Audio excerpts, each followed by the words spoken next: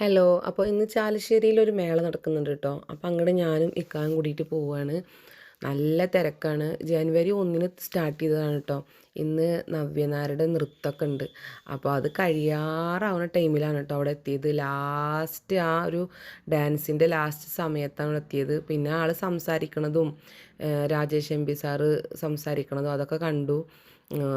Zoom ചെയ്തിട്ടുള്ള കാരണം ആളെ കണ്ട അത്രയും ബാക്കിൽ നിന്നാണ് കേട്ടോ കണ്ടത്. അങ്ങനെ ഞങ്ങൾ കുറച്ച് നേരം അതൊക്കെ കഴിഞ്ഞതിന് ശേഷം അവിടെയൊക്കെ ഒന്ന് ചുറ്റിക്കറങ്ങി നടന്ന് അതിൻ്റെ ഉള്ളിലേക്കൊന്ന് കയറണ്ടേ. അവിടെ ഉള്ളികളൊക്കെ കാണാൻ വേണ്ടിയിട്ട് എൻ്റെ പൊന്നോ എന്ത് ഇത്ര നേരം നിന്നിട്ട് അതിൻ്റെ ഉള്ളിലേക്കൊന്ന് കയറി എന്നറിയോ. എന്നിട്ട് ഉള്ളിൽ കയറി വെക്കുമ്പോൾ പിന്നെ ഇങ്ങനെ ഫുള്ളിങ്ങനെ കാണാനുള്ളതാണല്ലോ. കാണും ചെയ്യുക മേടിക്കും ചെയ്യുക കേട്ടോ. അപ്പം അങ്ങനെ കുറേ ഇങ്ങനെ നടന്ന് നല്ല തിരക്ക് പറഞ്ഞാൽ നല്ല തിരക്കായിരുന്നു.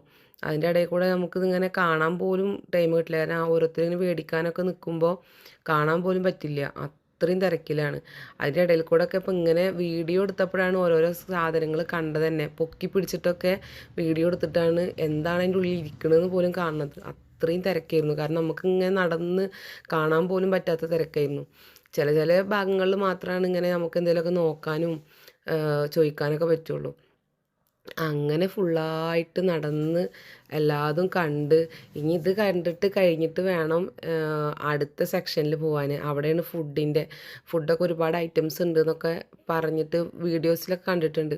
അപ്പോൾ ഇത് കഴിഞ്ഞിട്ട് അതിൻ്റെ ഉള്ളിൽ പോയിട്ടും ഇതേപോലെ കാണണം, വീഡിയോ എടുക്കണം എന്നൊക്കെ വിചാരിക്കുന്നുണ്ട്. ഇനി അതിൻ്റെ ഉള്ളിൽ എന്താണോ തിരക്കാണോ ഒന്നൊന്നും അറിയില്ല കേട്ടോ.